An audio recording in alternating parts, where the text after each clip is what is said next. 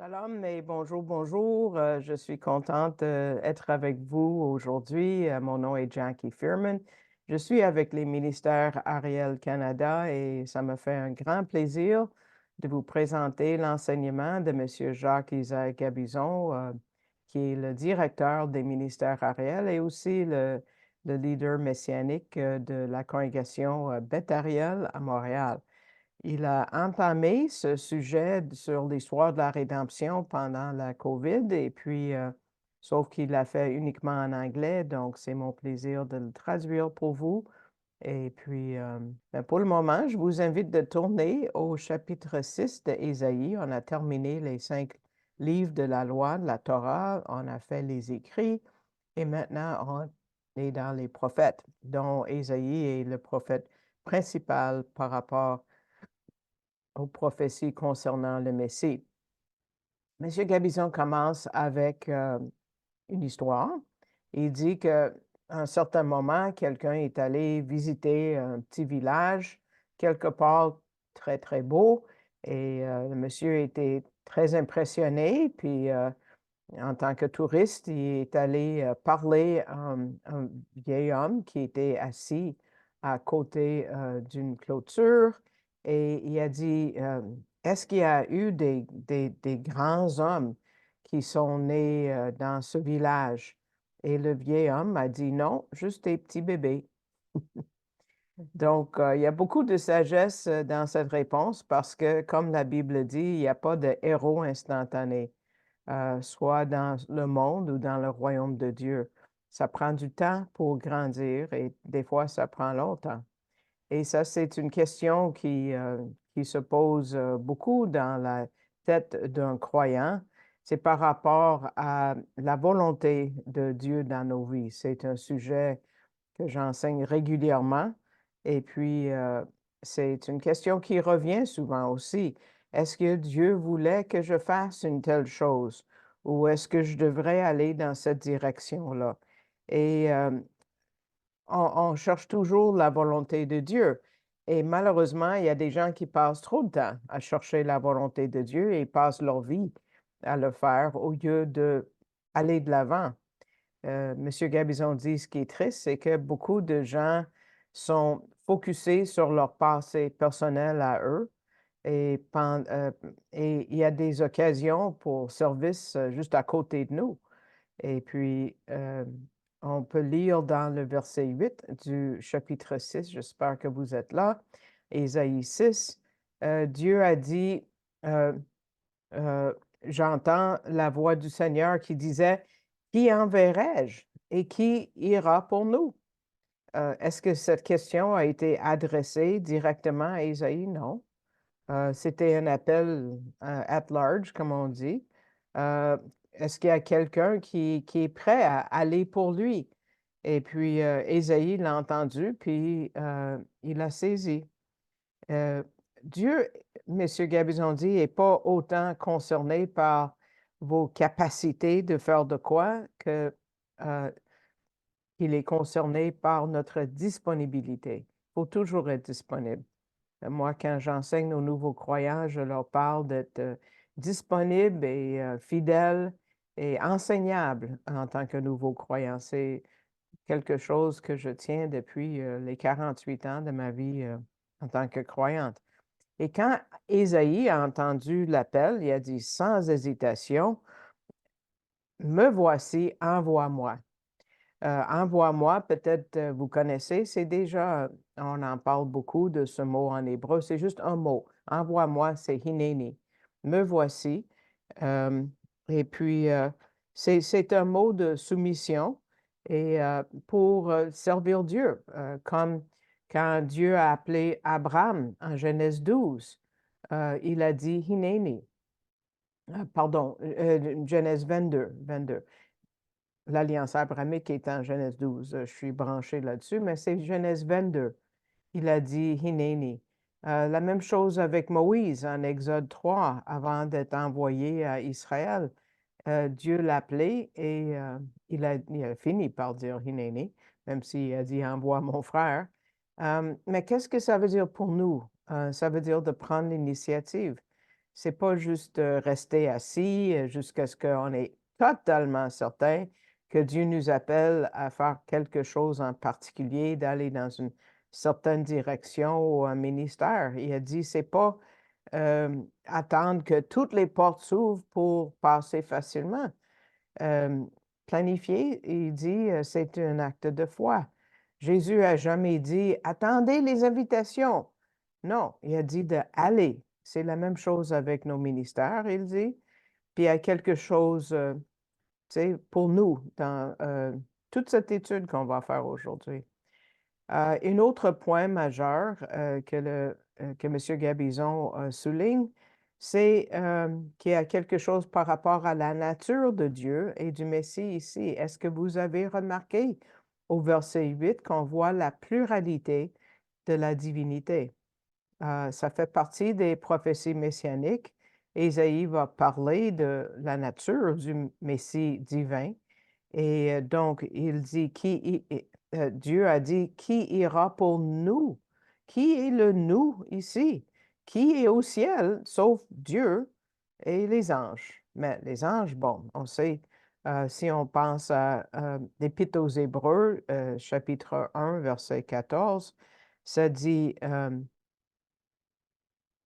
ne sont-ils pas tous des esprits administrateurs envoyés pour servir en faveur de ceux qui vont hériter du salut? Ce sont des messagers. C'est leur travail. C'est pas ceux qui envoient. Le Dieu, le nous, c'est Dieu, Dieu dans sa Trinité. On voit pas le mot Trinité ici, mais on voit qu'il y a une pluralité. Et c'est pas la première fois qu'on voit la pluralité. On l'a vu tout de suite à la création de l'homme, en Genèse chapitre 1, verset 26, quand Dieu a dit, faisons l'homme à notre image, selon notre ressemblance. Quand est-ce que Dieu a dit ça? Euh, euh, Pas longtemps après, bon, il fallait mettre l'homme en dehors du jardin d'Éden. Parce que si, après avoir péché, euh, l'homme aurait mangé encore d'un arbre qu'il n'aurait pas dû, il aurait vécu continuellement en éternité dans son état de pécheur. Donc, on voit que Dieu a fait une action importante. On voit en Genèse 3, verset 22, et l'Éternel Dieu dit, voici, l'homme est devenu comme l'un de nous, pour connaître le bien et le mal. Et maintenant, afin qu'il n'avance pas sa main et ne prenne aussi de l'arbre de la vie et n'en mange et ne vive à toujours. Dieu voulait pouvoir un sacrifice pour l'homme. Et on voit quand l'homme devait être éparpillé partout sur la planète, Dieu l'a fait pour sa protection. Regardez Genèse 11, verset 7. Quand encore là, on voit la pluralité. Dieu dit, allons, descendons. Vous voyez, c'est la première personne du pluriel, et confondons leur langage afin qu'ils n'entendent pas le langage l'un de l'autre. Donc, toute la Trinité est engagée dans le salut de l'homme. Donc, on voit Dieu qui pose la question, qui est-ce que je peux envoyer? Qui va aller pour nous? Et Dieu pose la même question aujourd'hui, qui est prêt à faire son travail? C'est à nous de saisir de cette occasion et c'est lui qui va faire le reste.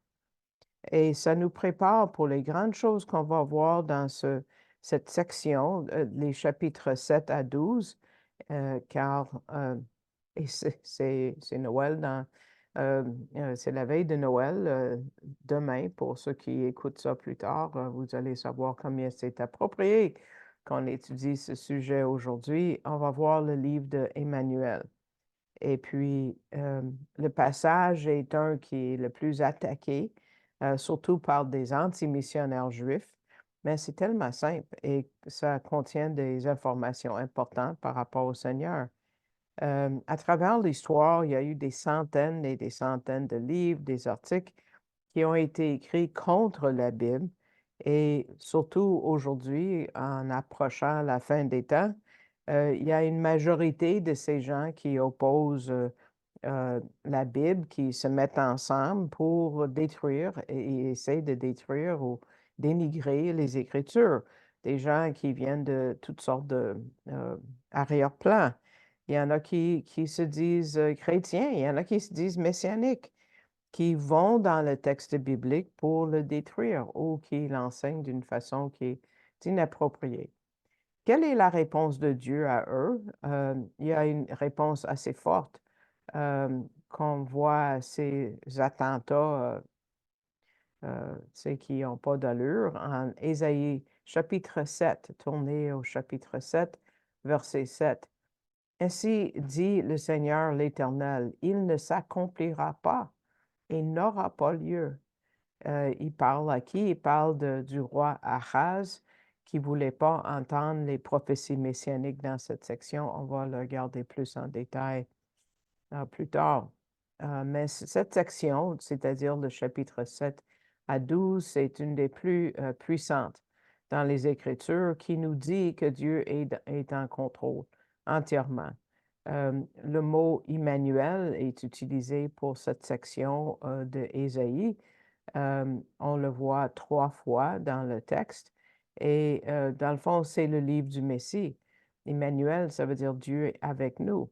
Et ça parle de lui, de sa naissance jusqu'à l'établissement de son royaume. Ça parle de sa nature divine. Si on a un problème avec la divinité du Messie, il faut aller là. Une fois que le roi Achaz a refusé d'entendre les mots d'Ésaïe, Dieu lui répond et il donne une prophétie très belle et une prophétie qui est tellement appropriée pour le temps de Noël dans lequel nous sommes. Ce temps-ci, je trouve que Dieu a bien timé tout ça. C'est-à-dire Ésaïe 7, 14, que vous connaissez peut-être tous. C'est pourquoi le Seigneur, lui, vous donnera un signe.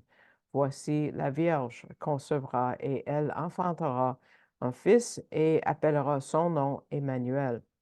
Et tel quel, comme c'est écrit, malgré les efforts de ceux qui ont essayé de l'empêcher, malgré les efforts infatigables de ceux qui essayent d'enterrer cette prophétie, c'est arrivé. Et puis, il y a une autre prophétie qu'on parle souvent à Noël aussi. C'est en Ésaïe 9, et vous connaissez peut-être aussi, mais je vous invite de tourner à Ésaïe 9, verset 6, car ça dit, car un enfant nous est né, un fils nous a été donné, et le gouvernement sera sur son épaule. Et on appellera son nom merveilleux, conseiller, Dieu fort, Père du siècle, Prince de paix. Le Messie devait venir comme un enfant, né d'une vierge, et ces prophéties nous disent que l'enfant est Dieu lui-même. Mais vous voyez, le Dieu puissant, ou Dieu fort, c'est un de ses noms. Donc, un bébé qu'on appelle Dieu. On va utiliser ces versets pour parler à des Juifs qui ne veulent pas croire, ou peut-être des musulmans, ou d'autres personnes qui ont de la difficulté avec la divinité du Messie. D'ailleurs, cette étude, c'est une bonne pour prendre des notes, parce que c'est souvent, ils sont équipés pour ces gens-là pour nous donner des arguments du Nouveau Testament, mais pas des Écritures hébraïques. Mais comment est-ce qu'une personne peut continuellement se battre contre ce qui est écrit ici? Et ces Écritures sont une source de joie et de force, et malheureusement, il y en a qui les traitent avec dédain. Mais c'est une des plus claires quand ça parle de la divinité du Messie. C'est le bébé, c'est l'enfant qui est le Père éternel. Tu ne peux pas contourner ça. Euh, Retournons maintenant, comme on dit, à nos moutons. Les moutons sont importants dans l'histoire de Noël, peut-être. Chapitre 7. On va recommencer à chapitre 7 et on va voir le contexte de tout ça. Israël, à ce moment-là, est prêt à être, en tout cas, c'est un mauvais moment dans l'histoire d'Israël parce que 65 ans plus tard, ce royaume du Nord, Israël, va être détruit par les Assyriens en 722 avant Jésus-Christ. Et 138 ans plus tard, en 586, c'est le royaume du Sud, Juda, qui va être pris par les Babyloniens en captivité. Donc, c'est un moment assez, c'est ça, tendu et précaire pour Israël. Et à l'époque de Ésaïe, c'était tellement, l'État faisait tellement pitié que les Juifs se battaient contre les Juifs. Et on sait que Jésus dit dans l'Évangile de Marc, si un royaume est divisé contre lui-même, il ne peut pas subsister, c'est normal. Et Israël, dans le nord, était en guerre avec Juda dans le sud, la Judée. Euh, la Samarie s'était joint avec une des ennemies des Juifs, la Syrie, pour attaquer Jérusalem. Achaz était roi à Jérusalem. Il y avait besoin d'un médiateur, n'est-ce pas, avec les frères qui se battent. Et on va voir comment est-ce que ces événements sont survenus. Verset 1, c'est un résumé de tout le passage des chapitres 7 à 12. Qu'est-ce que ça dit? Chapitre 7, verset 1. Il arriva dans les jours de Achaz, fils de Jotham, fils de Osias, roi de Juda, que Rétine, roi de Syrie, de Pékak, fils de Ramalia, roi d'Israël, donc il y a le roi de Juda, le roi d'Israël, OK, montèrent à Jérusalem pour faire la guerre, mais ils ne purent pas l'assiéger. Ici, bon, M. Gabizon a trouvé une carte, c'est sûr que la plupart des cartes sont faites en anglais. Vous voyez en bleu le royaume d'Israël, le jaune, c'est le royaume de Juda. Vous voyez la bande de Gaza qui est dans les nouvelles beaucoup, là, juste à l'ouest de Juda, Ashdod, Ashkelon et Gaza, c'est marqué. Donc, c'est un nom qui existe depuis longtemps à Gaza. La Bible est un livre politique, il faut l'avouer.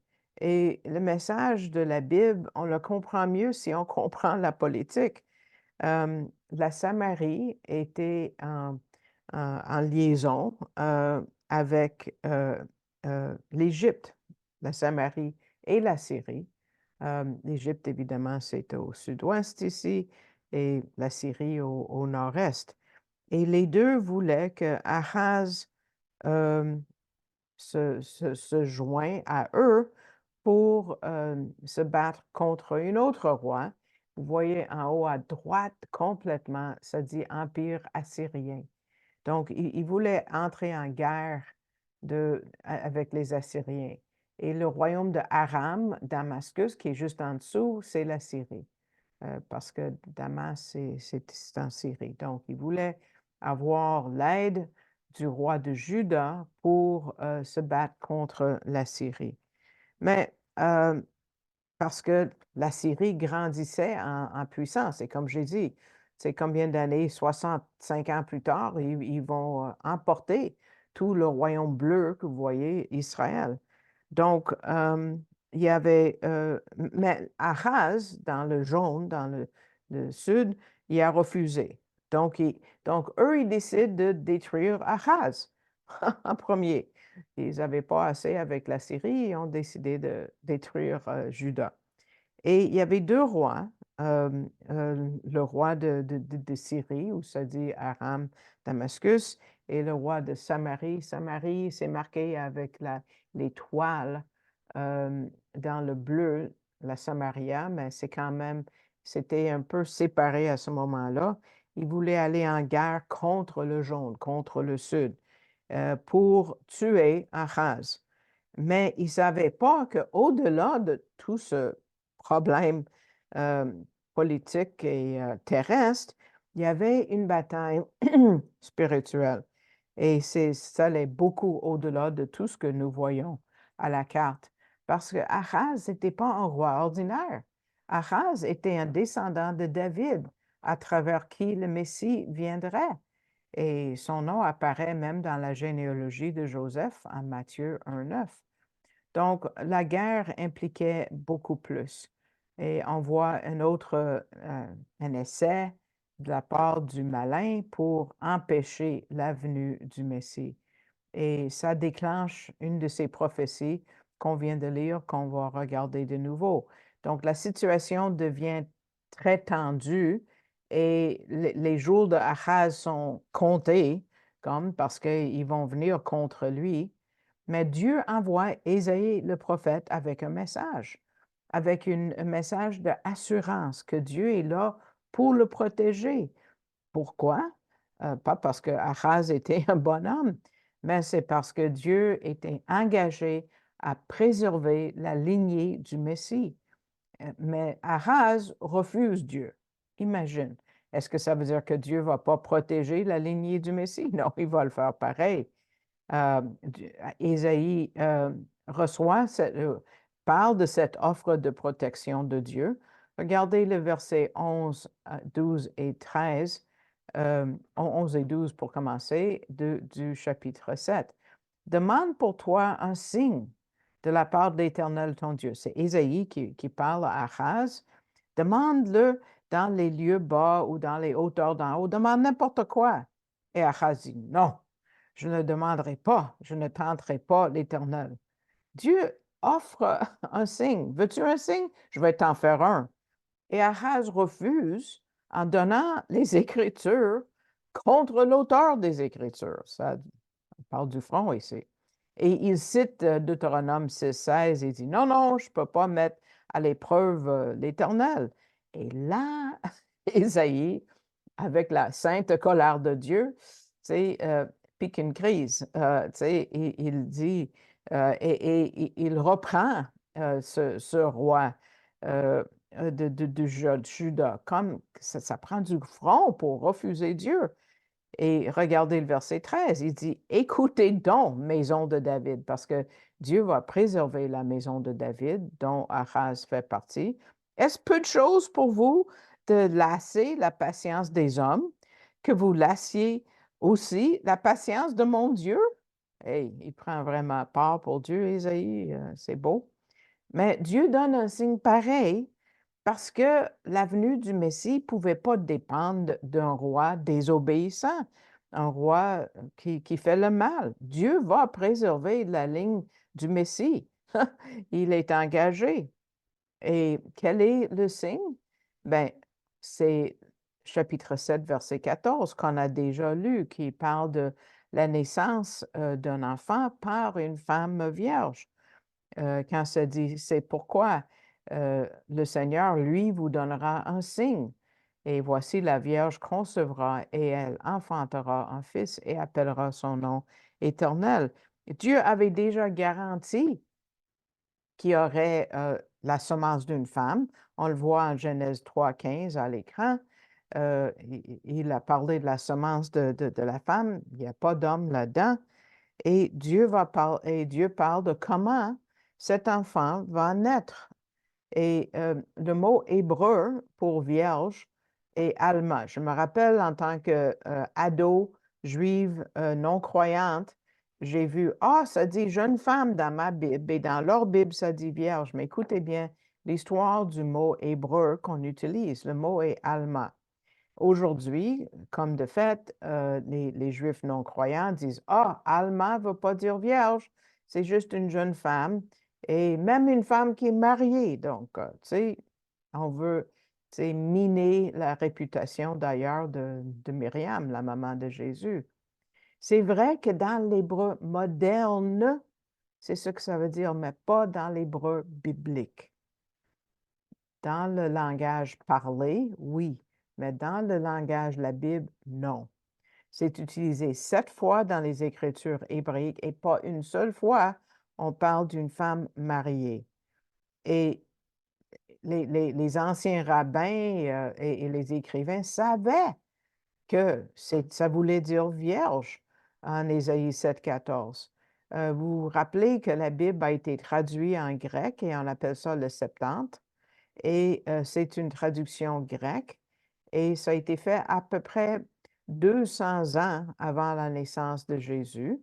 Et les Juifs qui ont fait cette traduction, qui vivaient assez proches, plus proches au moins, de l'époque d'Ésaïe, a traduit ce mot allemand par le mot grec parthenos. Parthenos en grec est exclusivement et 100% du temps vierge. Donc, ça a été traduit vierge avec le mot grec par les gens 200 ans avant Jésus. C'est clair.